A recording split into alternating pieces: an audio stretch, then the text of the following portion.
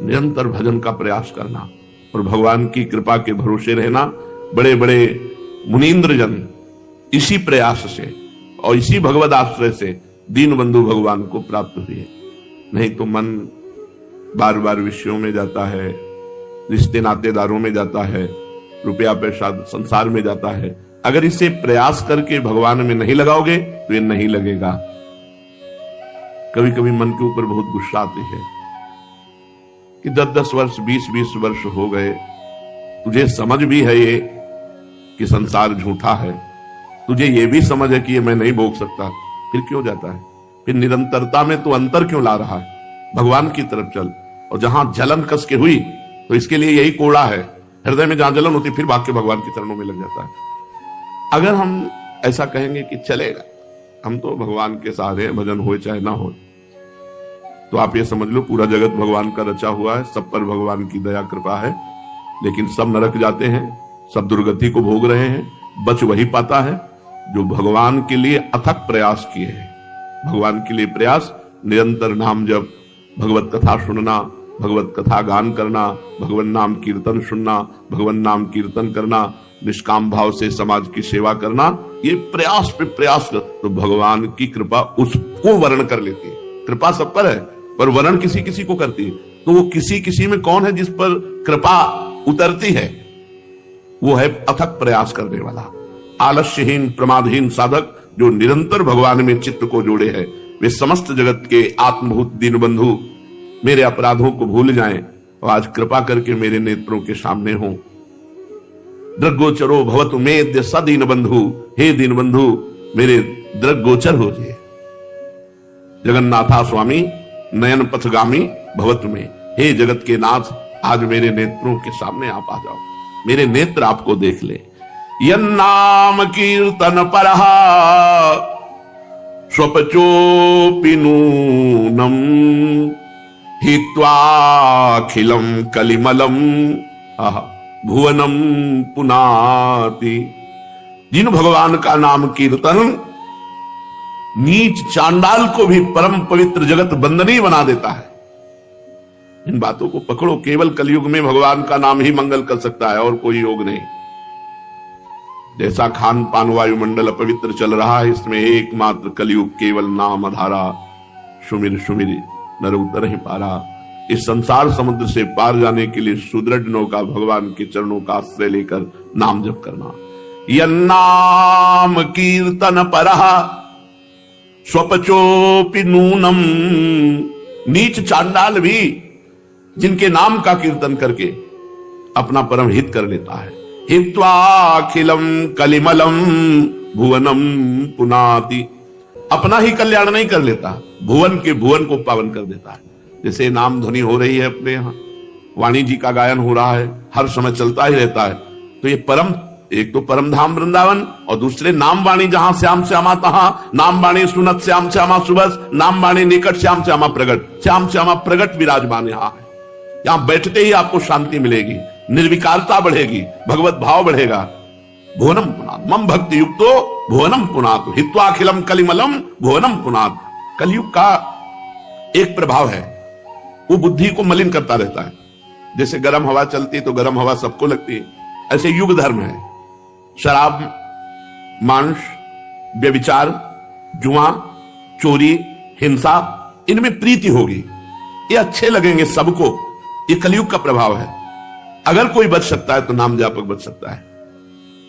एक आज एकांतिक में 17 वर्ष की बच्ची 18 के बीच की कह रही कि हमारी बुद्धि खराब है, मैं रोज शराब पीती हूँ, सिगरेट पीती हूँ, अपनी दादी को नशे में करके पर पुरुष का सेवन करती हूँ।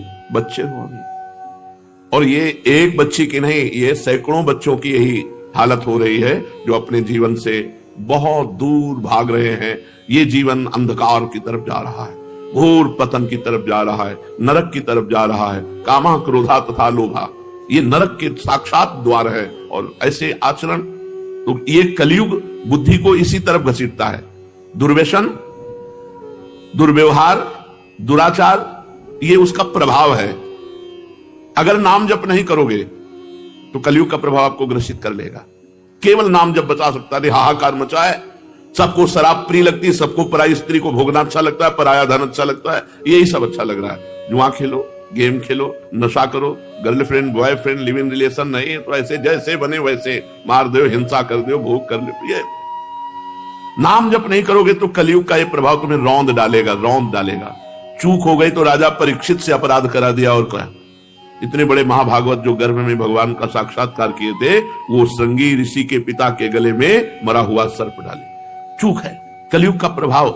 जरा भी चूक हो गई तो तभी सेवक जी महाराज कह रहे हानि हरिवंश के नाम अंतर पर। अगर नाम छूटा तो कलयुग का प्रभाव आपको फंसा देगा। इन बात बहुत प्रिय लगता है। व्यभिचार की बात सोचो कितना प्रिय लगता है, गंदी बातें सोचो ऐसा लगता है कि अमृत है, और जबकि वो अमृत है। और भगवान की चर्चा अमृत है, जबकि वो हमें मृत जैसी लगती है, जहर जैसी। भगवान का नाम जपने में जलन होती, भगवान की चर्चा सुनने में आलस आता है, भगवान की चर्चा सुनने में स्वाद नहीं आता, फिल्म देखने में, गंदी बातें देखने में कहां आता है? किसी को बताओ आलस से आता हो फिल्म देखने, खूब बड़े बढ़िया। लेकिन सत्संग में, भगवान नाम कीर्तन में करने लगेंगे, भजन का भाव बिल्कुल नहीं आ पाए। कलयुग का बहुत बड़ा कुप्रभाव चल रहा है।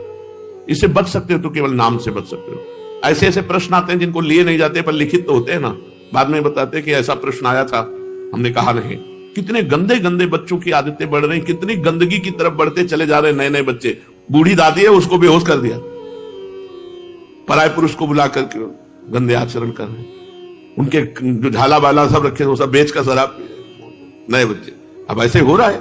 क्या समाज का स्वरूप आ रहा है, जहां पति के लिए सावित्री जी ने यमराज की बुद्धि को चकरा दिया, आश्चर्यचकित कर दिया, और यमराज के पास से अपने सत्यवान पति को छुड़ाया। आज उनका चरित्र गाया जाता है। हम उस देश के वासी हैं जहां सावित्री और अनुसुईया जैसी सती हुई है। कोई कुछ कैसे आचरण हो रहे हैं, परिणाम की तरफ दृष्टि ही नहीं है कि जो ये असत कर्म कर रहे हैं, पति तो मृत्यु को प्राप्त हुआ और आप जेल को प्राप्त हुए, न बॉयफ्रेंड मिला, न कोई मतलब नहीं। पूरा जीवन नर्क ये भोगो और इसके बाद मरो, तब और नर्क भोगो जाग। पति वंचक परपति रति करई, रो रो नरक कल्प सत परई। जो अपने पति की वंचना करके दूसरे पुरुष के साथ भोग करती है, 100 करोड़ कल्प तक नरक भोगना पड़ता है। अब आप देखो, एक एक मिनट की सजा जो अपराध बन गया तो पूरे जीवन की होती है, तो ऐसे नरक में भारी हिसाब होता है 100 कल्प तक। तो इतने कल्प तक ये भोगो, इतने कल्प। अरे अभी मनुष्य शरीर मिला तो होश में हो जाओ, भगवान का नाम ना छूटे, नहीं कलयुग का प्रभाव आ जाएगा। बहुत बुरा वातावरण बनता चला जा रहा है, नौ युवकों का, नौ युवतियों का। धर्म, इज्जत, मर्यादाएं सब कोने पे टंगी रह गई। जो मन आवे सो करो, जो मन आवे सो। न माता पिता का भय, न समाज का भय, न भगवान का भय, न धर्म का भय। बच पाएगा वही जो भगवान नाम जप कर रहा है। इसलिए मान लो, हर समय अपनी जिह्वा से उच्चारण करते रहो, राधा राधा, कृष्ण कृष्ण, राम राम, हरि हरि, शिव शिव। जो तुम्हें नाम प्रिय हो, तुम्हारा मंगल दसों दिशाओं में होगा। भाव कुभाव अनख आलसहु, नाम जपत मंगल दिश दसो। क्षण भंगुर जीवन है। इस जीवन में पाप करके जाओगे तो अनेक योनियों में अनेक प्रकार के कष्ट भोगोगे। इस जीवन में धर्म करके जाओगे, नाम जप के जाओगे, तुम्हारा मंगल हो जाएगा। बड़ा धर्म की तरफ तो किसी की वृत्ति ही नहीं है। हर पुरुष स्त्री की वृत्ति केवल, आप लोग बैठे हो ध्यान दीजिए, धर्म की, हमारा धर्म क्या है ये वृत्ति नहीं। हमारा धर्म युक्त कर्म हो रहा है कि नहीं ये वृत्ति नहीं। बस भोग लालसाएं, चाहे वो परमार्थ पथ पे चलना चाहता हो, चाहे वो संसार मार्ग का पथिक हो। चिंतन दोनों का घसीट रही है माया, चिंतन दोनों का बिगाड़ रहा है कलयुग। बचेगा कौन? जो नाम जापक है। कलि अभद्र वर्णप जिते, जितने कलयुग के अभद्र हैं वो सब नष्ट हो जाते हैं जब भगवान नाम जप करोगे, भगवत कथा सुनोगे, भगवत चर्चा सुनोगे, भगवान की सेवा में रहोगे, ठाकुर सेवा में रहो, तो ही मंगल हो सकता है, नहीं दूसरा कोई उपाय नहीं। और मृत्यु तो ऐसे पड़ी है। अब हवाई जहाज में बैठे, आनंद पूर्वक बैठे, 1 मिनट में सब जल गए। आराम से बैठे, छत गिरी, सब मर गए। ऊपर से जहाज गिरा, नीचे से जो नीचे खा पी रहे थे वो भी चले गए। क्या भरोसा। अभी जब हम आ रहे थे तो यहाँ एक एम्बुलेंस में श्री जी के जो शरणागत थे उनका 100 कैसे हुआ? बोले वो तो रेलगाड़ी से आके हो, बस कार में बैठे हो, बस चले गए। जब आपका नंबर आ जाएगा तो ये थोड़ी देखा जाता है जवान हो कि बूढ़े हो, कि मथुरा से वृंदावन नहीं आने पाए, वही मथुरा में राधे श्याम हो गए। तो चलो भगवान की नगरी हरि का धाम तो मिला। मथुरा नित्य कृष्ण को वास, निस दिन श्याम न छाणत पास, ताव सकल लीला कही। दग्ध्वा ममा मखिलम करुणे क्षणेनो। आप करुणा करके हमारे पापों को नष्ट कर दो प्रभु, जिससे आपके नाम में प्रीति हो जाए। नाम जापक अपने आप को भी पावन करता है और सर्वभुवन लोकों को पावन करता है। हे नाथ, आपकी कृपा से ही अब मेरी बात बनेगी। रोगा हरन्ति सततम प्रबला शरीरम कामादयोप्यनुदिनम प्रदहन्ति चित्तम मृत्युश्च नृत्यति सदा कलयन् दिनानि तस्मात् त्वमद्य शरणम मम दीन बंधो। हे भक्तों पर दया करने वाले दीन बंधु, शरीर कलयुगी है, अब रोग ग्रसित है। 5 वर्ष का बालक है, 500 शुगर है, जवान है, high blood pressure, low blood pressure, ये वो दुनिया का रोग। कैंसर तो ऐसे हो रहा है जैसे बुखार जुकाम होता था पहले, किसी को कभी बुखार जुकाम, ऐसे यहां कैंसर हो रहा है, किसी के यहां कैंसर, किसी के वहां कैंसर। रोगा हरन्ति सततम प्रबला शरीरम। जब तक मन भगवान में नहीं लगा होता तब तक बातें चाहे कोई बना ले, शरीर में पीड़ा होगी तो मन पीड़ा में ही रहेगा, भजन में नहीं जाएगा, ध्यान देना। जब अपने लोगों को यह ज्ञान हो चुका है कि मैं शरीर नहीं हूं, तो शरीर में भयंकर पीड़ा होती है तो मन विक्षिप्त होने लगता है, तो उस समय साक्षी भाव में तुरंत खड़े हो जाते हैं, तू विक्षिप्त हो, हमें तेरे से लेना देना नहीं। क्योंकि गुरु प्रताप से कला जागृत हो जाती है, कैसे किस प्रभाव से कैसे बचना है। तुरंत साक्षी भाव में स्थित होकर नहीं, ये मन शरीर में तन्मय है और शरीर जड़ है, इस जड़ शरीर को कष्ट हो रहा है तो मन को हो रहा है, मैं मन नहीं हूं, मैं आत्मस्वरूप दिव्य चिदानंद हूं। शांति, गंभीरता। अगर भजन नहीं करोगे तो इसके सोचते थोड़ी होगा कि पीड़ा हो रही, मैं तन नहीं हूं, मैं तन नहीं। गैस चढ़ जाएगी तो आत्मा थोड़ी समझ में आएगी, कब्ज हो जाएगी तो आत्मा थोड़ी समझ में आएगी। और ये तो साधारण रोग हैं, बड़े बड़े रोग हैं। प्रभु, रोगा हरन्ति सततम प्रबला शरीरम, इस शरीर को रोग प्रतिपल क्षीण कर रहे हैं। कैसे कैसे रोग हैं, कैसी कैसी परेशानियां हैं। अरे आप वृंदावन में हो इसलिए बाहरी हवा से बचे, उन्हें बाहर लोग कितने परेशान हैं। सबके दिमाग में रुपया चल रहा है, रुपया, बस रुपया, भोग, निर्माण। जब से सृष्टि हुई निर्माण हो ही रहा, चली रही सब, उधर निर्माण हो रही, उधर मिसाइलें चल रही, पूरे प्रांत का प्रांत उड़ा रहे, भूकंपन हो रहा, जो जिससे पूरे बड़े सब नाना प्रकार की विनाश लीलाएं भगवान की। शरीर अपने आप जो है इतने विषयी हो रहे हैं, बिना ब्रह्मचर्य के भगवत चिंतन नहीं होता। ध्यान रखना, यह हम अनुभव की बात कहते हैं। ब्रह्मचर्यहीन चिंतन विषयों का ही करेगा, उसकी क्षमता नहीं कि वो सच्चिदानंद भगवान में अपने मन को लगा सके। और ब्रह्मचर्य, आजकल ब्रह्मचर्य कहां कोई देख रहा है, बेविचार देख रहा है, मोबाइल में बेविचार देख रहा है और आचरणों में उसी को उतार रहा है। छोटे छोटे बच्चे, एक 12 वर्ष का लड़का कहा था मैं बहुत परेशान हूं, किससे?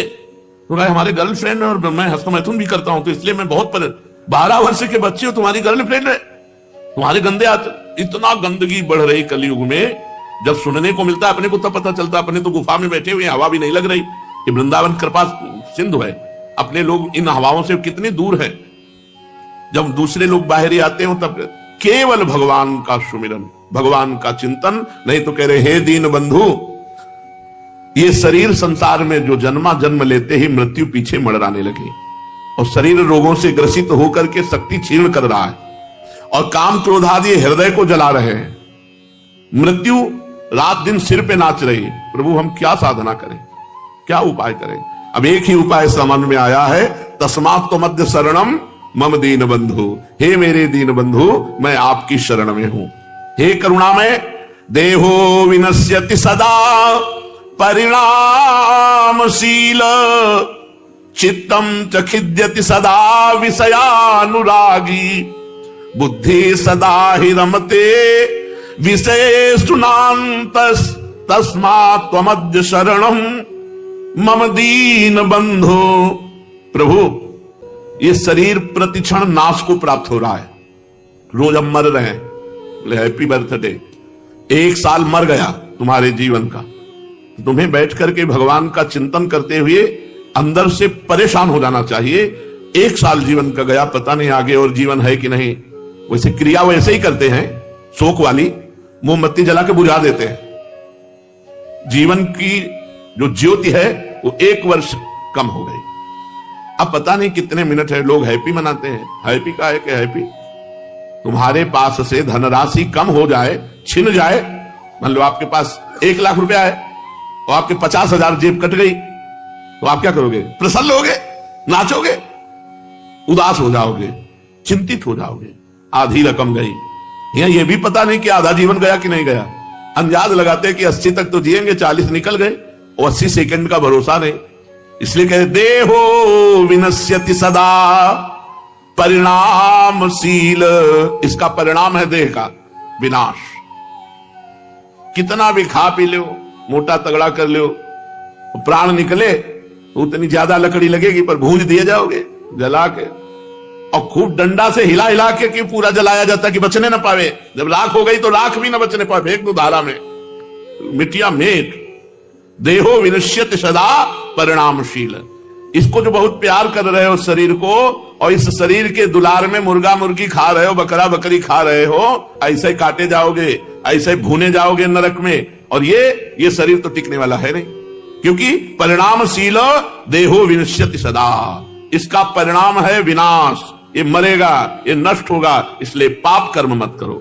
चित्तम सदा खिद्यते सदा विषयानुरागी। प्रभु किससे भजन करें? ये जो हमारा चित्त है ये विषयों के लिए खिन्न रहता है, कभी आपके लिए उदास नहीं हुआ कि हाय 40-50 वर्ष बीत गए, इस मृत्यु लोक में आए, एक बार भी भगवान का साक्षात्कार नहीं हुआ, एक बार भी मेरे नेत्र भर करके भगवान की रूप माधुरी के ध्यान में नहीं डूबे।